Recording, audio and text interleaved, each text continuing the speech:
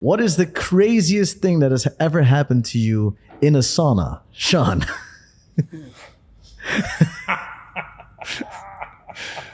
I was sitting in a sauna and I met a guy who runs a podcast and he asked me to be on the show today. That's about the craziest thing that's happened to me. Really, actually? Yeah. You haven't had a crazier story happen to you than that? I was in the very early years when the point had just opened, there was a guy that came in one day and he poured the entire bottle of eucalyptus on the sauna and it caught fire and we all had to run out. So that's about the craziest. That makes that okay. Interesting story. I like the podcast one was also really fun, so I'm glad you guys could be here. What about you, Ron? Have you had a crazy sauna story yourself? I don't do saunas. Is that too hot?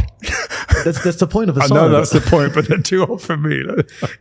Okay, well that's no. But all right, let me ask a different question in that case, right? You guys both run a leadership coaching business. We do. And that was a very suiting we do. I like that. And what is like a crazy thing that has happened to you guys while running the business? Because how long have you guys been running the business for now? 12 months. Yeah, it's 12 months. Okay, yeah, 12 months. Yeah. Okay. And so in these 12 months, there must have been a crazy thing that has happened to a client, to you guys. What is like, if you had to say it from the top of your mind, what's the craziest thing that has happened? Well, we coached this guy who had a big dream. And each time we met him, it's like he wasn't backing his dream. And then we got an email from him saying, I'm now in a completely different company. I've left the first company. I'm doing what I always wanted to do. And it wasn't really crazy, but it was like a good shock. Okay. He just shifted. And in a way that surprised us, because we kept seeing this guy. At the end of the call, we kept saying, could you give me a little bit of a backstory? Like, what was the thing that I was doing? Like, what's going on here? Actually, Sean, add a bit of the commercial detail. Are you allowed to say it before, like, you got to get in trouble with it? Okay. We haven't mentioned the company. So what had happened was I'd got on the call with Ron. I was sort of trying to interrogate what the guy was about. And he told me he had this concept that could land the business an extra 1.8 billion in revenue. And I said to this guy, like, is no one listening to you if this is the kind of money you're talking about? And then I realized that the guy just hadn't pitched this thing right. He hadn't conceptualized it. He hadn't put it into the right construct, and he was too scared to go to the relevant people, like one step ahead of his boss, to pitch this. So I said, no, that's not going to work. You need a 5-minute elevator pitch that if you saw that guy in the lobby, that you'd be able to pitch this to him. And then he did. And then they were interested in taking the business on. But then someone else gave him another job, and that's when he left. Okay. Okay. But that business deal would have made him a lot of money. I think that bank is smarting that they didn't keep him, because that was 1.8 billion in revenue that they're not going to get. That potentially has gone somewhere else. 1.8 billion in rand, which is like $500 million or something like that, right? Yeah, it's a lot of money. Yes. It's a chunk of change. That is a lot of money. I'm pretty sure my math is off here. Could somebody give me like a fact check on that? What is 1.8 billion rand in dollars? Lasetti, do you have that? Thank you. I'm actually like quite 1.5 billion rand in dollars. Yeah, take your time. Ray, I just want to say a little bit more about that. So it wasn't the lack of a business idea that was the problem. It was a lack of mindset. He needed to shift his head. And when he did that, everything became possible. And I think that to me is really interesting. The power, of when you change mindset, what suddenly becomes possible. So if I may ask, what was like this way of thinking then before? Because he was already in a company.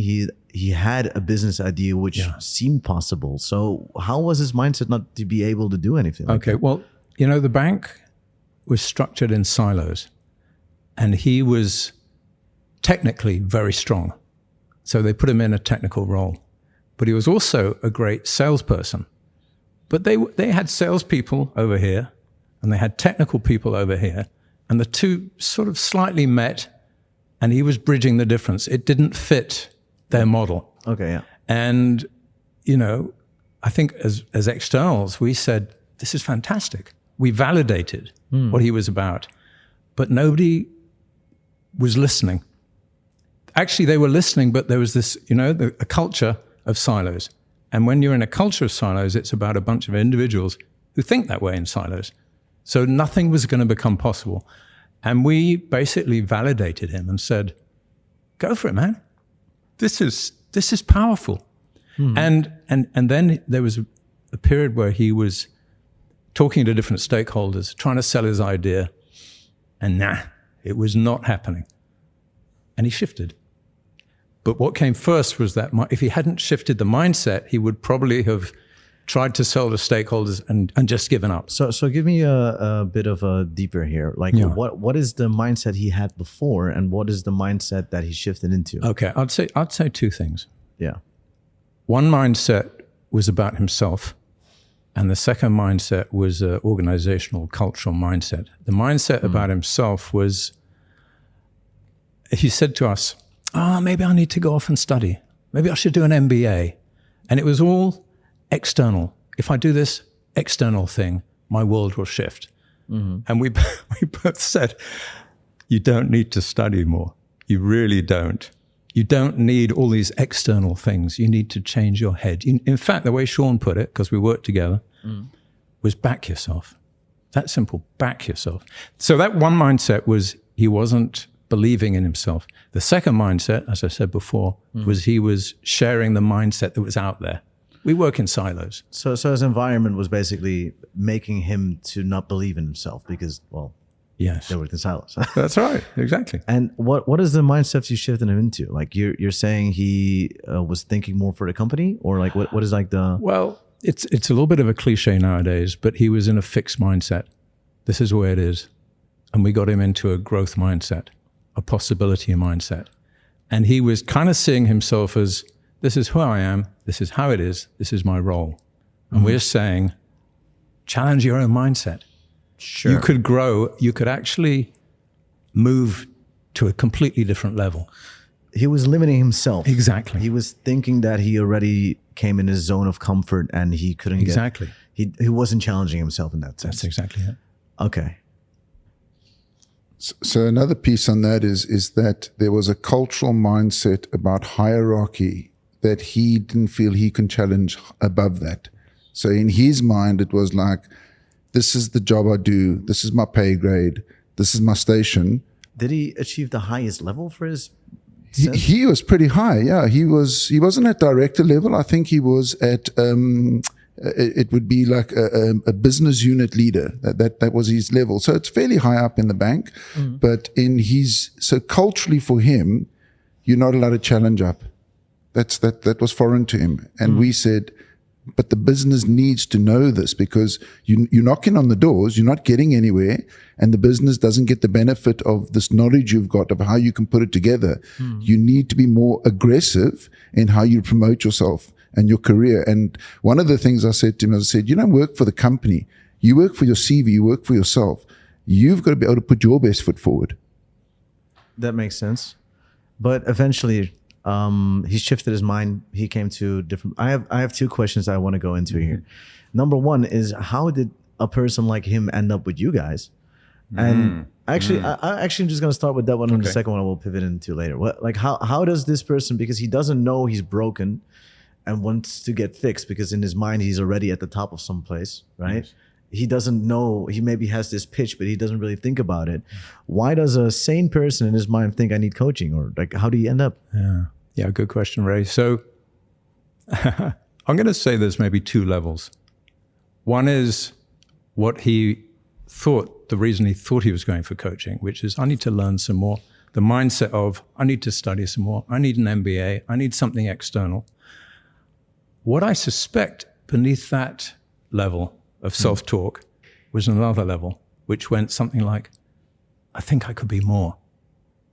And our job as coaches and mentors is to listen both to that first level and build on his desire to learn. But then the real key is to listen deeper to where's the potential, and to see through, if you like, the layers to who's this person really? What are they? What's the gold at the center of this? Sure. Yeah. So originally he came to you guys because he just wanted to learn more and he felt Yeah. like he could grow. That's right. And eventually you guys, because that's what good coaches do, ask questions and you come to a deeper layer, which That's is right. Yeah. you're not at your full potential. Let's fucking go. Let's go get it. Right? Yeah. Can I quickly share a little model with you? Please, It's please. very simple. Please. Sometimes I call this the fried egg model, but it's not about cooking a good breakfast. Okay. But yeah. So you've got the white of the egg and you've got the yolk. Yeah. So it's a model of human beings. On the outer layer is who we present ourselves as in the world. The next layer is who we fear we are. Who we And fear? who we fear we are. Okay. And the deepest level is who we really are. And what we find is people, as a protection, have a kind of mask, a persona, somebody they present externally. It's their survival mechanism. And particularly in different cultures, we wear different suits of armor, if you want to put it that way, different masks, if you want to put it that way.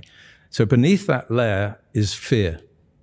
What's possible here? What's not possible here? Who do I fear I am?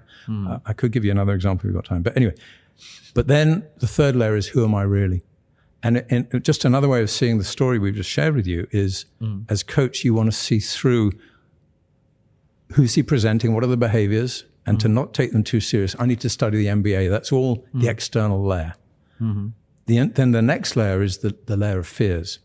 Who am I to promote my idea? Who am I to back myself? Is his layer of fear not being scared to be dumb? That's why he wants to learn more, or he doesn't feel like he's worth what it is he's doing, so he wants to grow? Let me pass it to Sean. How would you put the layer of fear? So I think there was a self-actualization piece that he thought he wasn't getting, like I've got to go and study more to be seen. And if I study more, maybe the business will see me as more credible. And I said, whoa, you've got a brilliant idea. You don't need to be more credible. Studying is not the thing that you need. You need the confidence to back yourself. So he wasn't seeing his own value. Yeah. Is that basically it? And he just wanted to validate that by just doing more and just feeling more valuable. He was trying to move around, and he was like, oh, should I go into the sales or should I be technical? And he, like Ron says, he was straddling two, he can actually wear two hats in business, which is unique to be someone that can understand sales and can understand tech. Because, you're talking about, banking in today is not like banking of 20 years ago. It's all fintech stuff. It's very high tech. You need to understand technology very well. And then you need to be able to put it together. He could string those things together. Which is very valuable. Very valuable. Yeah. He just didn't back himself with the skill set that he had. So he was trying to jump around and go, oh, maybe I should study more. Maybe I should do this. Maybe I should grow my toolkit more. Instead of just backing himself for what he had and believing he can make change. That's the ingredient he didn't have. We gave him belief. We didn't do anything. We just said to him, back yourself, believe in yourself. And what we said is he had to come and rehearse his pitch with us. So he had to put the pitch together and he had to rehearse that pitch and send it back to us and read it to us and tell us how he was going to pitch it. And it worked, right? I mean, eventually you got a better job at a better place. Yeah. So yeah. How is he doing right now? We had a chat to him the other day. He's doing great. He's happy. He's got a team under him. He's actually got more people under him here, and with more prestige, more status, and more money than he had when he was at his previous job. And he's very happy. He's challenged now. He feels that he's been stretched, and there's more that he can offer. So he's very happy. And he's got people around him who listen to his ideas. Before he was meeting locked doors and stonewalled. Really, I mean, they were very polite. But they weren't really listening. And I said, are people listening to your ideas? Yeah, absolutely. But no. They're loving it. Yeah. And now it's changed. You know what? The one interesting thing that I really had with Sean, because I met him in a sauna. I was listening to the story, and the main reason why I have this podcast is because I just really am intrigued by people that do business in a very unorthodox way.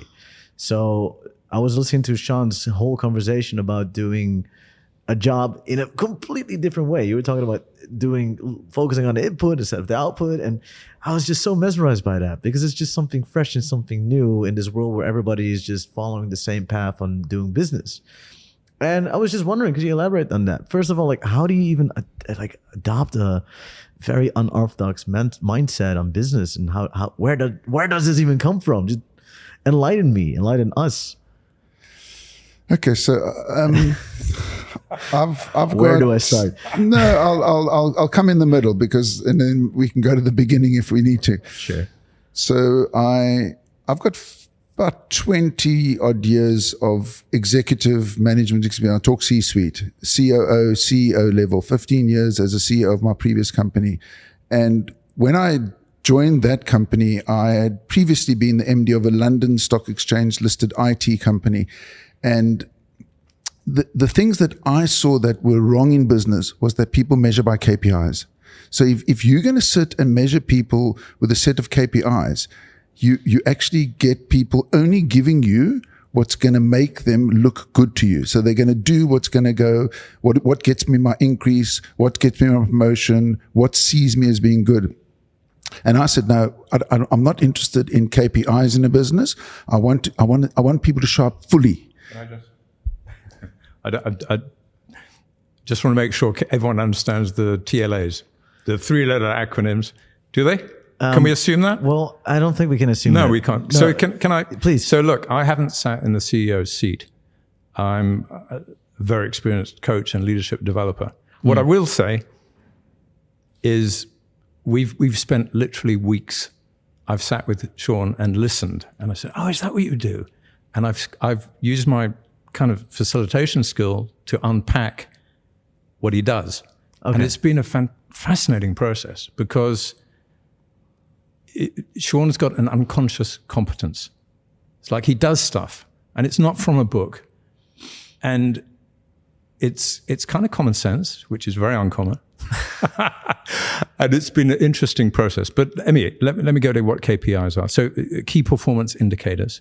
Or to put it another way, do you measure people by their output, or actually what Sean does is he measures them by their behavior and their input? And when you get the input and the behavior right, and you build habits, the output pretty much follows. So I just wanted to, sure, for people for that the don't benefit know. of the listeners, put that piece in. Over to you, Sean. So what I put in place was I put a learning leadership mindset in people in place of the KPI. So if you were prepared to be a learning leader, we drop KPIs. We don't manage it by KPI. If you weren't prepared to be a learning person, a learner with a learning mindset, then I'll default to KPI management, because there in South Africa, you still have to manage people, for productivity. You can't just dismiss. We're not in America. Yeah, that's how things work. So what I then did is I then brought out a metric that I could measure the inputs, which was a 360 review that you would do every quarter on that person. And that told me whether the person was moving more towards being a learner or moving away from being a learner or being static. So if you were a learner in my organization, you could take the mask off. So the way learning was done was that I took away the break of failure. So if you had failed at something, that wasn't a problem. If you repeatedly failed at the same thing, that became a problem. So I measured two things in people. I was looking for attitude and I look for competence. And the only way you get better at your competence is if you can go to that point of failure. Because once you have failed at something, you don't make that mistake again and you grow past that. So, but people that would repeat the same mistake, that's not a competency problem anymore. That's an attitude problem. That is a reluctance to want to learn and develop yourself. So now you are costing me money. Then you're a problem. Okay, that's a lot to unpack. I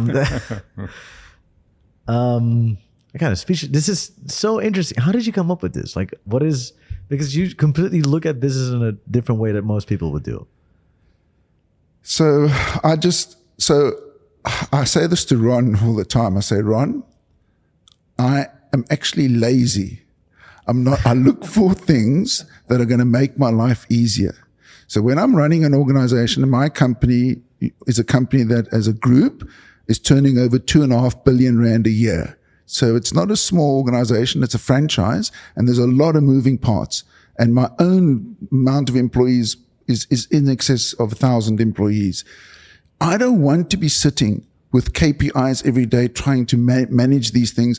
And what people normally do with KPIs is they roll them out at like the end of the year when you're doing like appraisals, and then they get shelved for the next 11 months, only to be rolled out again. And then I looked at the business and I said, we need to be moving with technology. And if you don't use technology in business today, your competition is going to eat you. So to be on the technological edge, you actually need people that are better than the competition. How do you get better? Learn more, learn quicker, learn faster. So that was my whole strategy, was how do I beat the competition, know that we all need to learn in a very modern, digital, fast-moving age, and make sure that that learning is ingrained. And that's where the learning leadership came in. So I said, don't come to work to impress me. I'm not interested in politics. I'm not interested in how you look. I have a saying for that. I call it the ABC. That you either get people who do avoiding, blaming, or criticizing. So avoiding is where they come to you and they try and impress you and try and look good. They look perfect. They hide their mistakes. When you avoid that and you hide mistakes, the business suffers. So I say, don't hide your mistakes. Rather tell me about them. There's no problem if you fail. We fix it. We move on. But we document what we've learned so that mistake doesn't happen again. And that's the learning leadership culture. The avoiders are the people that look good, but they don't actually are good. They're just hiding their... Correct. Okay, I got you. And then you have the B, the blamer. So people who sit there and go, it's someone else's fault, it's not mine, I don't want to take responsibility. All these people then are closing down on learning. And then criticizing is people who, when someone has failed, go and shame them. So that person refuses to make a mistake again. So you couldn't have that either. You don't want people to be criticized for their failings. You must be able to embrace it. And that's a very hard thing in business to do, to culturally say, you failed, not a problem, we move on. If you're sitting in a room and suddenly someone says, but you're an idiot, will that person want to fail again? No, because you criticized them. Sure. So the ABC is critical to that. So you want a person to fail to grow. That's basically what you're... And you want them to admit that they failed. You want them to show that they failed so that they can learn from the things. So I am not a proponent of fail for fail's sake.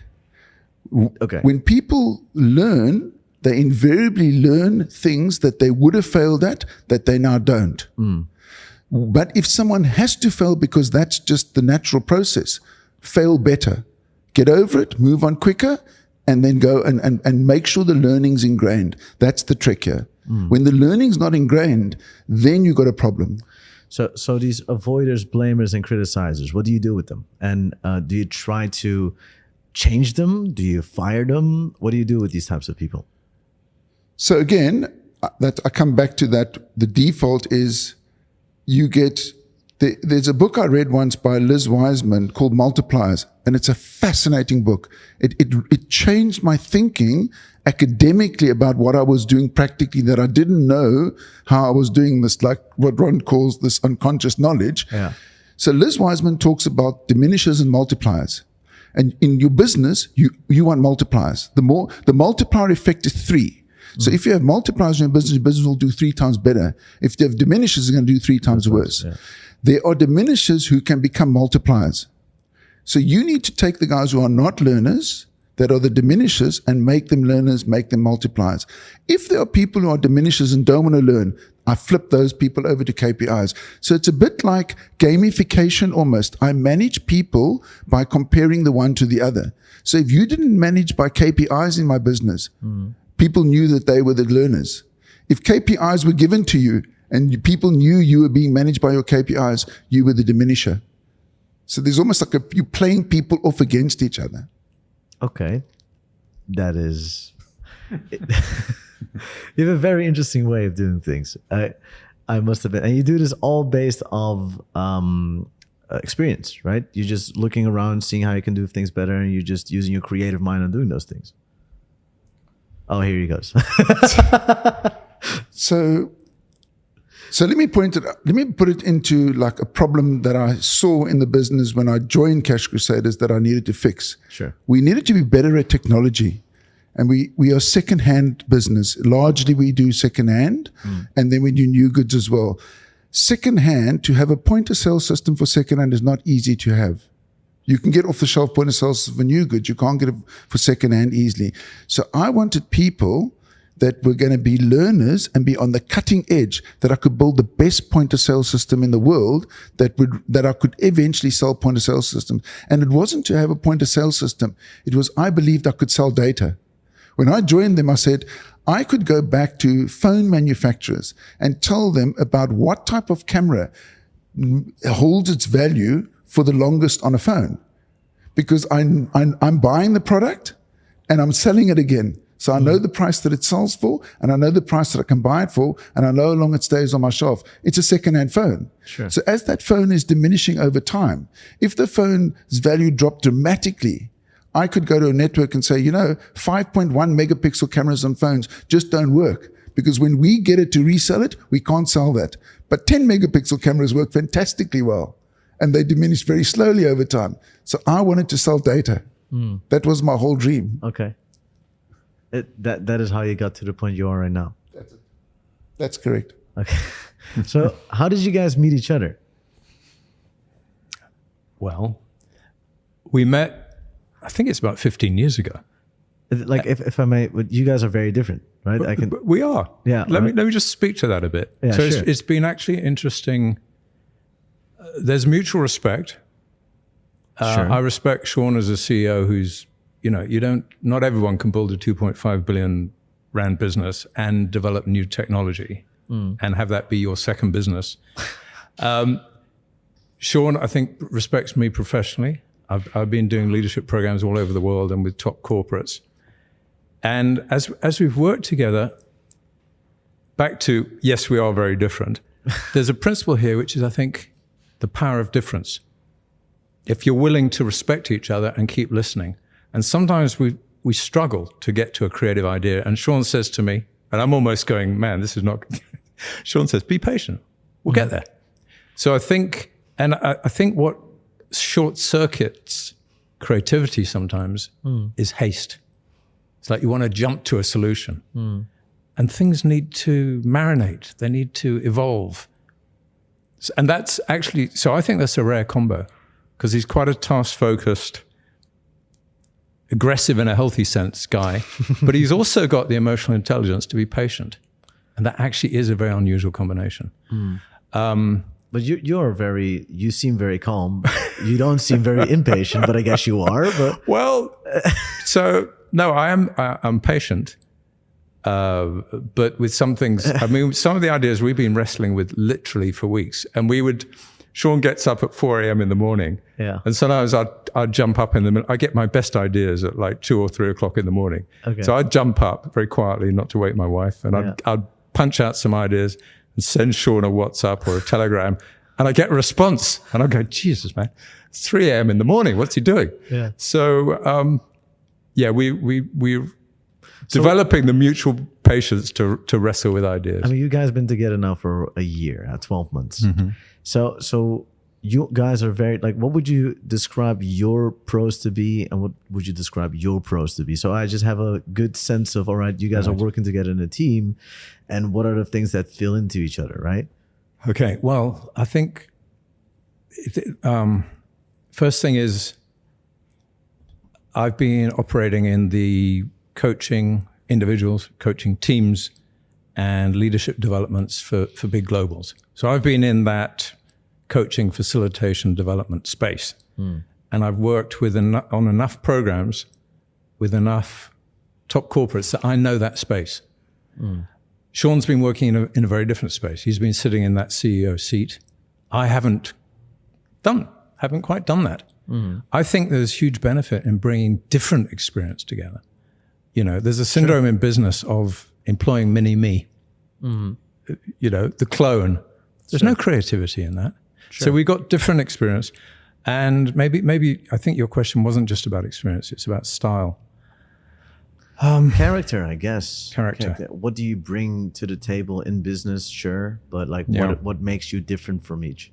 Well, actually, it's I think self-awareness. I've done a lot of. I do meditation. Last year I did. He's not self-aware. No, actually he is. So we'll come to that in a second. I did a 10. Actually, I must tell you, it's an interesting story. Yeah. My son, who's 22, went on a 10-day meditation retreat, and he said, "Dad, you should do this. It's fantastic." And I thought, 10 days of meditation? You've got to be joking. How does that work? You just sit in silence for 10 days? Yeah, the system I did was called Vipassana. You sit in silence for 10 days. And you don't talk to anyone in silence. And actually, my son was assisting. You don't greet anybody. You don't make eye contact. It's a weird thing. Wait, okay. Now I want to hear about this. Okay, okay, hold on. Pause. Yes. We're going to pause the story for a second. We're going to go to this one. Wait, okay. What? You sit in a room can you walk around, or what is like? No, not really. You actually, you sit cross-legged. Okay. And you meditate for 4 to 6 hours a day. I said to the guru, I said, I cannot sit cross-legged for hours a day. He said, well, bring a chair. I didn't know that was an option. So he said, bring a chair. But basically, the younger folks, I'm a bit older, sat cross-legged for hours a day in silence. And it builds the reflective muscle. It builds the ability to quieten the mind. And when you quiet the mind, new ideas enter. That makes sense. Yeah, well, enough said. I won't. No, wait, you want more? I want more. I want to know more. What? You're gonna sit. So how do you eat? Do you drink? I want to know. Oh, you eat. Well, you have beautiful vegetarian food. Okay. The place is called the place I went to. Yeah. This is actually a worldwide network. I think they got like 100,000 people do that. The funny thing is, I called him the guru, but actually, the actual guru who developed all this died 10 years ago. All that survives is his videos, but it's created a worldwide movement. It's extraordinary. So basically, you're paying to sit in a room for 10 days and say nothing, and eat some food. This is a hell of a product, isn't it? Yeah, we should package this and sell it. I was about to think the same thing. Sounds like an easy sell, but but do you get like any guidance, or is it literally? No, absolutely no. On the but some of the guidance is very simple. So like the first day or two, you just meditate on the breath. And you meditate on the air going in and out and the place in your nose. It's actually not about sophisticated techniques. No, that makes sense. We've got this incredible supercomputer, and it seldom gets switched off or reset, let's put it that way. And with your computer, sometimes you need to turn it off and reset it, or take out some old hardware or software, or you need to clean up the working parts. And that's what the meditation does. So what is your biggest insight on these 10 days, and how did you implement that coming back to, the business with Sean? Well, you can ask questions. One of the questions I asked was about some of my dreams, and they've got a principle of equanimity. And equanimity is who you are and what you feel is who you are and what you feel. Don't judge it. Express it. And I think that gives you the courage to go for your dreams. It's like, if this is your dream, honor it. Okay. Don't get into a big dialogue about it.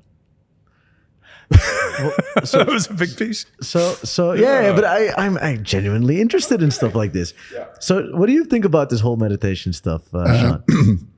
I've been meditating for 25 years. It's my life. It's part of my life. I get up in the morning, I meditate. That's just how it is. And I do it because I believe it calms me. I'm one of those ADHD types. I can tell. So that calms me. And you ask, what is me and Ron? So on my side, I'm the professional mentor. That's what I would be if they were to label me. Between you two, so you're mentoring Ron. Is that what you're saying? No. In company. So Ron and I go in, and our toolkit box is, we want to change culture in companies. So there's a couple of strands to it. The one is you got to first sell it to the CEO, because if it's not driven from the top, this doesn't happen. It doesn't happen organically through companies. Learning leadership is a cultural change. So you need to be able to talk to the CEO with his own concerns about how much money is this going to cost? Is he going to lose money? You know, they will be wanting to know what's the rands and cents here. You know, like what's the plan, and then you need to be able to go into coaching of that CEO possibly around his own limitations and things around that. And Ron's very strong at that. And then you've got the team that you need to bring in as well. So you got the CEO, then you got his team, and then you got the larger organization. So when you're trying to bring cultural change like that in, you got to look at things like psychological safety. You got to look at trust. How do you create that in a company? And Ron's very experienced in that. So we together bring this toolkit to the company. Mm. You know what's very interesting is that you seem very chaotic, but you're very planned. If that makes sense, or structured, or are you not structured? You just seem very structured. No, I think I'm quite structured. But you seem very chaotic at the same time. So it's so weird for me to understand. Like I'm trying to place it, but. So I once did this. I've done 3 psychometric tests in my time, and the one psychologist once said to me that he said 90% of the world think linear and 10% think in random things, but they get to the same answer without knowing they get to the answer. I'm in that 10%. I think I'm probably there too. Yeah. I have a feeling I might be there, but okay. And you, Ron, you seem very structured and like very planned out. I don't know if I'm wrong with that. Good. Okay, no, I get. I'm glad I give that impression.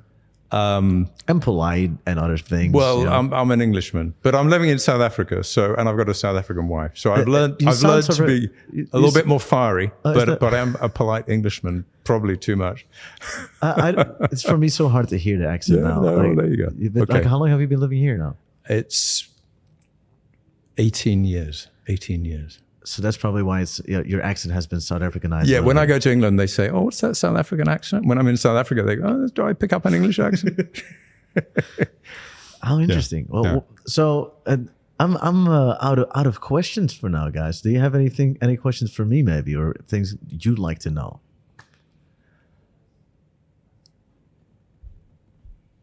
Yeah, I'm interested to know why you came to South Africa from Holland, where you've had a very your podcast there. I've done a little bit of research on you. It's a very successful podcast. Thank you. It's called the More Success Podcast too. The Meer, MEER. In Dutch, yeah. So you can see I did my research. Yeah. Thank you. And then the other thing is you're an entrepreneur yourself. You had like a big call center that you ran.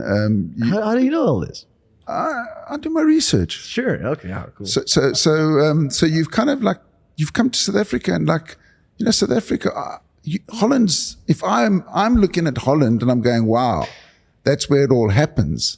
Not in South Africa. So is it because you can be a digital nomad and operate anywhere in the world, or do you just want to be here because it's a business proposition? So,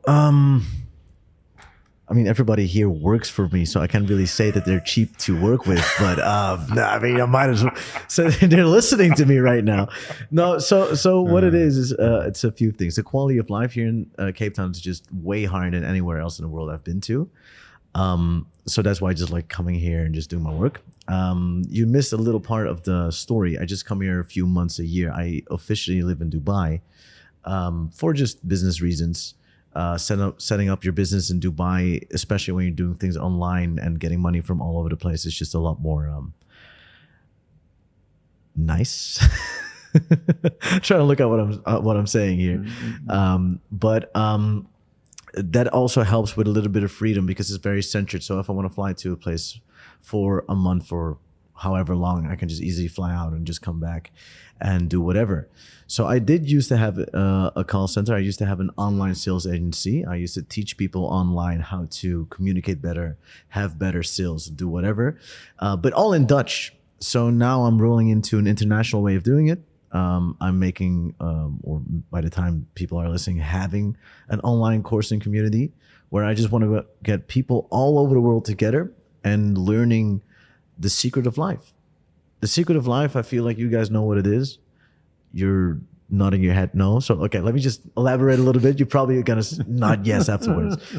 I strongly believe that anything in life you ever want to have, other people have that.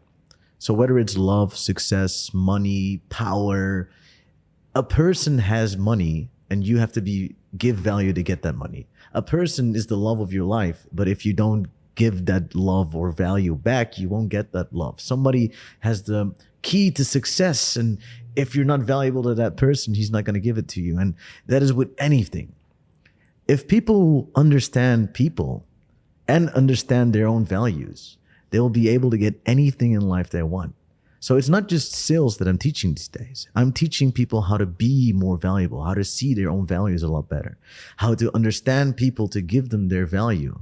And together with this whole project, because I have done so much business that I feel like I don't need to make more money, even though it's nice to have stuff to take care of for yourself, 50% of all the profits I'm putting into this pot, where I'm going to do projects on my own. I don't want to donate money, but I actually just want to do those projects myself. I just want to go to Turkey and help people out with that earthquake. I want to go to Ukraine. Or whatever is going on in the world where I feel like I have to help out.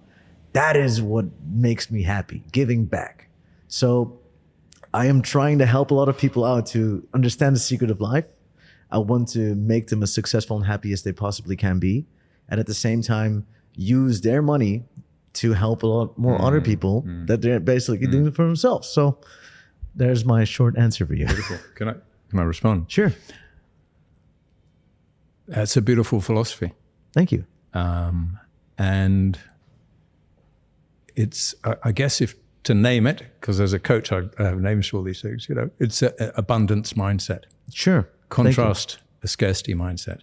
That there's plenty out there. There's plenty of opportunity.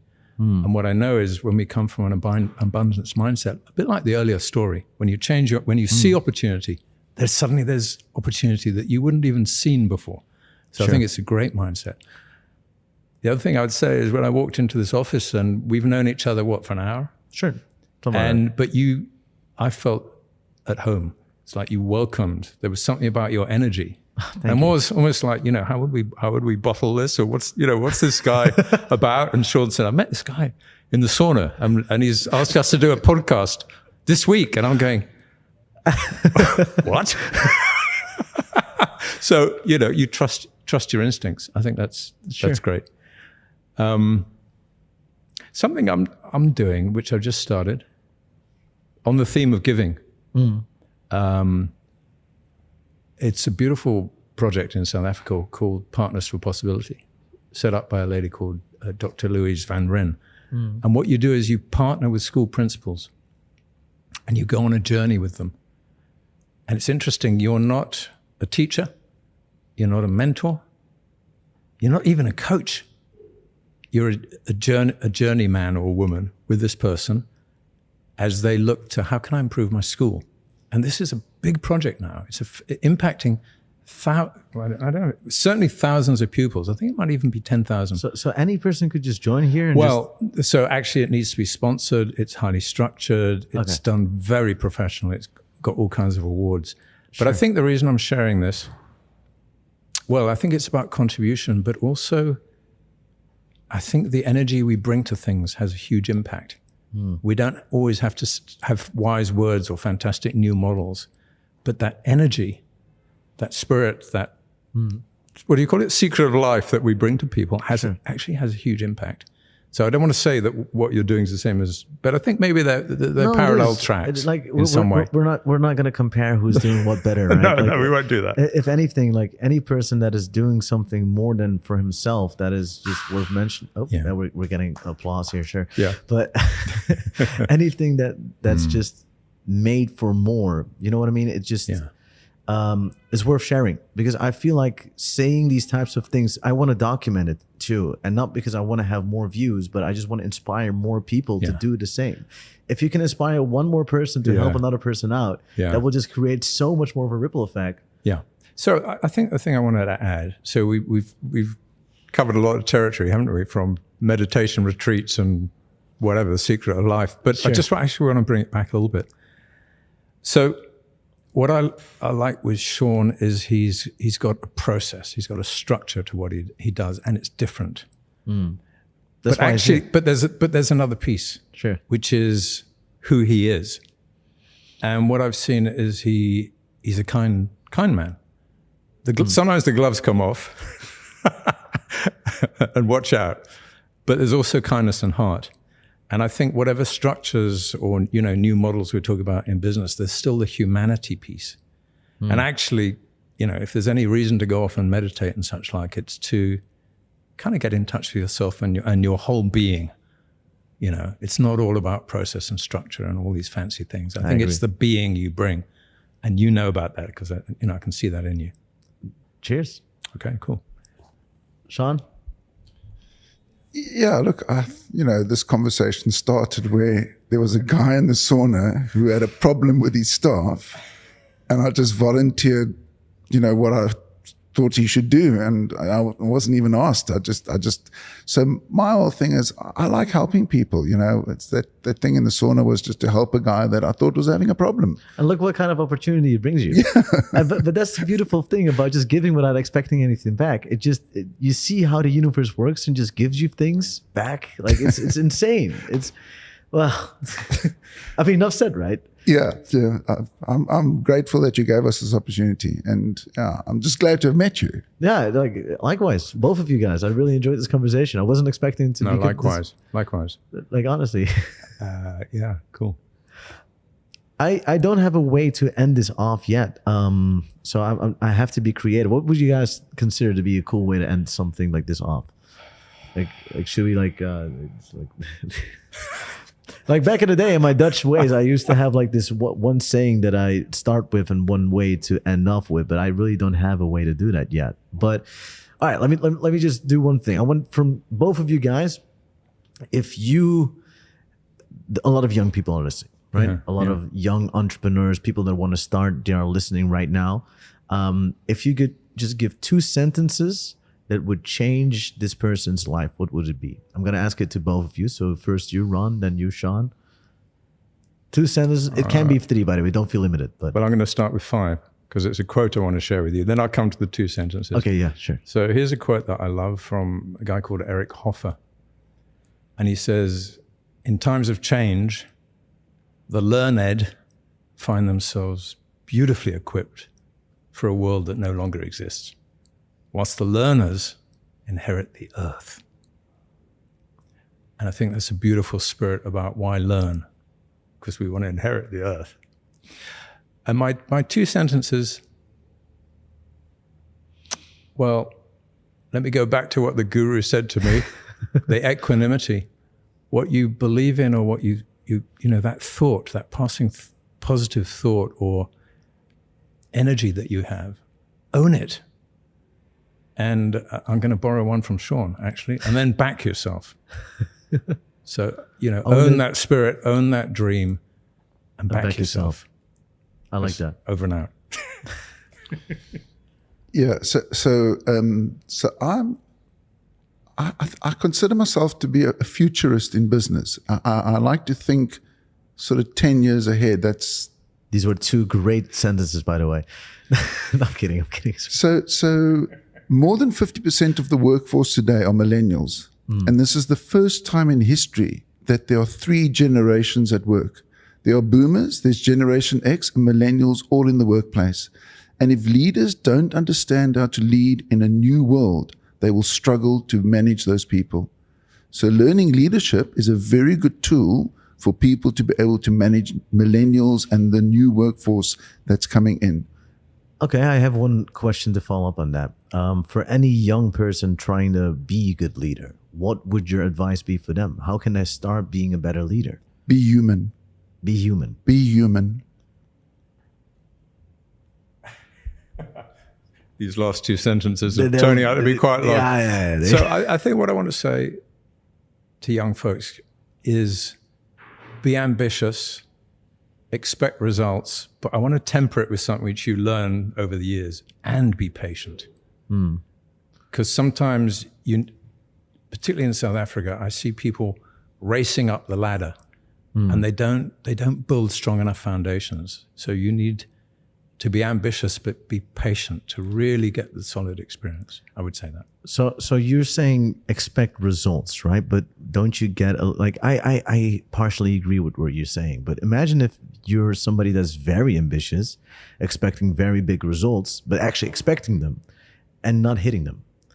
If you're a person that wants to make $1 million a year, right, and you hit $100,000 a year, you'd be disappointed, even though you're making 100,000 more than most people. What is your vision on that? Because then you're expecting $1 million, but you're still being depressed, even though you're working hard. Well, I think I'd come back to your abundance mindset, and a related mindset is gratitude. You know, the small steps. Appreciate the small steps. And if we translate it into the business, you know, sometimes people say, "What can I do next week?" That's in the spirit. So you're ready about the patience, which could be thank people. It costs you nothing. It's very simple, and it builds momentum.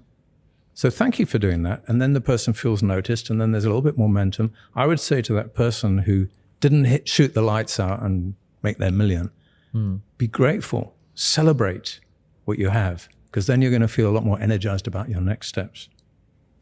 I feel that's very fair. Yeah. And the thing is with the modern day that we live in, especially with the younger people, is that they're all so ambitious. They see everyone being rich and riding in Lamborghinis, and then they feel sorry about themselves for not being able to have that. You know what I mean? So the thing that I really want people to do is to actually dream as big as they can. And if they can, even put like 10 steps ahead of that. But don't expect it, or don't be disappointed when you're not hitting it. Just do everything in your power to build the systems to be able to get there. You'll be happy that you've been growing, and next time you can probably go for that actual goal. So I have a 21-year-old that's in the workforce who would be that millennial you're talking about. Okay. And the other day he phoned me and he wanted some advice. And the advice that I gave him was that your job is to manage your manager, because if you don't manage up well, you're not going to grow in an organization. So you manage up and manage up well. I like that, really. The other thing that I said to him was, I said, be prepared to do the hard work and do more.